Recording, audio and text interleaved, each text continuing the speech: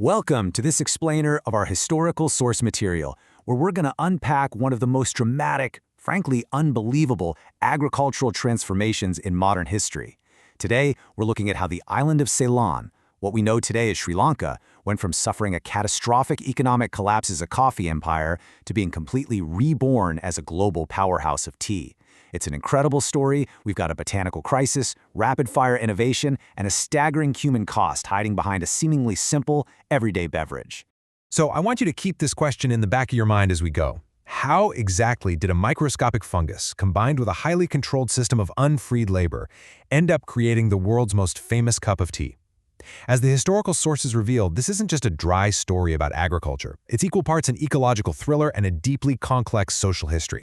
Okay, let's dive right into part one, the dramatic collapse of the coffee empire.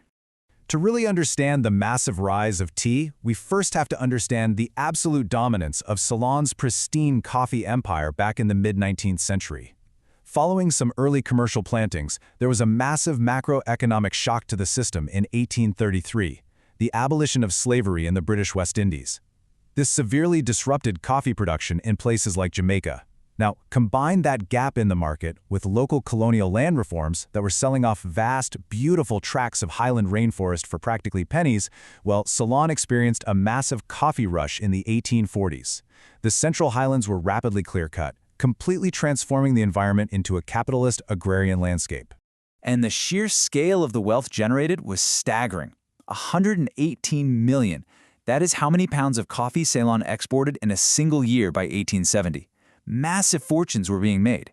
An entire, incredibly complex infrastructure of roads, railways, and financial institutions was built from scratch, entirely dedicated to moving this one highly lucrative cash crop straight to the port of Colombo and then on to London. But then we hit part two, the fungus that changed literally everything.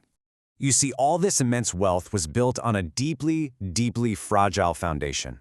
By clear-cutting biodiverse rainforests to plant miles of continuous Arabica coffee, a massive monoculture, the planters had unknowingly created the perfect breeding ground for an ecological disaster. And that disaster arrived in 1869. It was a microscopic biotrophic rust fungus called a Himalaya vastratrix. First detected on an estate in Majosima, this fungus spread on the wind with terrifying speed across the unbroken miles of coffee bushes. The desperate British planters gave it a grimly ironic nickname: Devastating Emily. The actual mechanism of destruction was just brutal. Spores would land on wet leaves, penetrate the plant tissues, and erupt into these gross, orange, powdery lesions. This caused the leaves to fall off entirely, stripping the plant of its ability to photosynthesize. Without leaves, the branches just died back.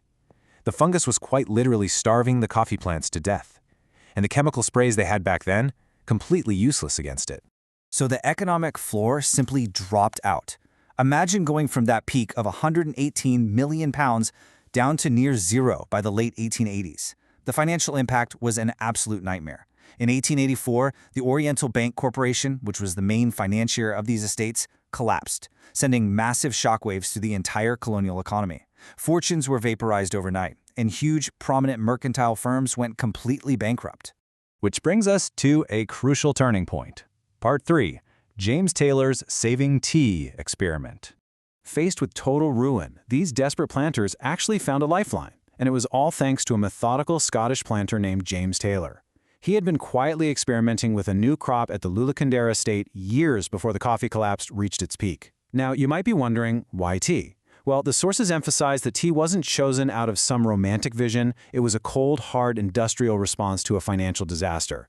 Tea was the absolute perfect pivot. Why? Because the planters could use the exact same cleared mountainsides, the exact same railway networks, and crucially the exact same captive labor force that had already been brought over for coffee. Taylor basically took tea from a quirky botanical experiment and turned it into a highly repeatable manufacturing template. Starting in 1867, he figured out that Assam seeds handled the tropical climate the best. He learned to prune the bushes low so workers could efficiently hand-pluck just the top two leaves in a bud. Then he developed a continuous factory process to wither, roll, and fire the leaves on clay stoves, which kicked off the oxidation needed for black tea. He proved beyond a doubt that it could be done reliably at scale. As those desperate, bankrupt coffee planters saw Taylor's success, they frantically ripped out their dying coffee trees and adopted his template en masse. Just look at the explosive growth. From Taylor's initial 19 acres in 1867, tea acreage skyrocketed to 70,000 acres by 1884 and a staggering 400,000 acres by 1899. It stands as one of the most rapid and comprehensive agricultural pivots in colonial history. All right, part 4, Thomas Lipton's Global Tea Revolution. So growing the tea was really only half the battle, right? It had to be sold on a global scale. Enter Thomas Lipton. In 1890, this famous Glasgow grocery magnate secretly traveled to Ceylon and bought up dozens of those bankrupt coffee estates for an absolute fraction of their former value. Lipton then completely revolutionized the industry by vertically integrating his supply chain. By bypassing the traditional, expensive brokers in London's mincing lane, he suddenly controlled everything, literally from the plantation dirt right down to the shelves in his retail shops. And his marketing was, quite frankly, genius. With extremely catchy slogans like "Direct from the tea garden to the teapot," Lipton drastically undercut his competitors' prices. He essentially took what had previously been an expensive luxury good and democratized it. He turned Ceylon tea into an everyday, affordable staple beverage for the British working classes, which firmly established Ceylon as a massive global brand. But we really need to pause here for part 5, the dark side, workers' conditions. Because we have to ask, who actually performed the grueling physical labor that made this massive economic pivot possible? The historical records point to a horrific human cost, borne almost entirely by hundreds of thousands of Indian Tamil migrants. Since the local Sinhalese peasantry largely refused this highly regimented low-wage plantation work, planters utilized what was called the Kangani system. Local contractors recruited completely destitute workers from South India, people fleeing famine and severe caste discrimination. By providing travel advances, they trapped these workers in a system of debt bondage. It was a form of captive, unfree labor, and it was rigorously enforced by colonial police who would punish anyone who even attempted to escape. 12 by 10 feet. Think about the size of a small modern bedroom for a second. That was the exact square footage of the 10-roofed line rooms or barracks where entire migrant families were forced to live. The source material documents how these squalid, ridiculously crowded conditions completely lacked basic sanitation, clean water, or proper ventilation. This naturally led to rampant infectious diseases and immense suffering on the estates. And within this already harsh hierarchy, Tamil women suffered the most. Referred to by some historians as the slaves of slaves, they faced a crushing double patriarchy. They were controlled domestically by male relatives and professionally by the estate managers and the Kanganis. They performed the most backbreaking, time-consuming work, literally plucking leaves by hand on steep, slippery, rain-soaked slopes, all while receiving the absolute lowest pay and still having to manage unpaid domestic duties back in those tiny line rooms. Which brings us to our final section, part 6. The legacy in your teacup. As we bring this narrative into the modern day, it becomes really clear that it is impossible to separate the botanical and industrial triumph of Ceylon tea from its deep legacy of colonial exploitation. Yes, the transition saved the island's economy, but the social structures it entrenched lasted for generations. Even after Sri Lanka gained independence in 1948, these Malayaha Tamil workers were initially classified as temporary immigrants, stripped of their voting rights and denied citizenship.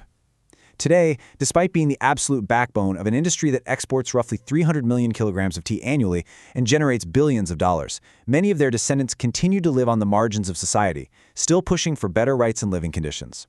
Which brings us back to our opening thought. The story of Ceylon tea is absolutely a testament to human resilience, amazing agricultural innovation, and sheer survival against a devastating blight.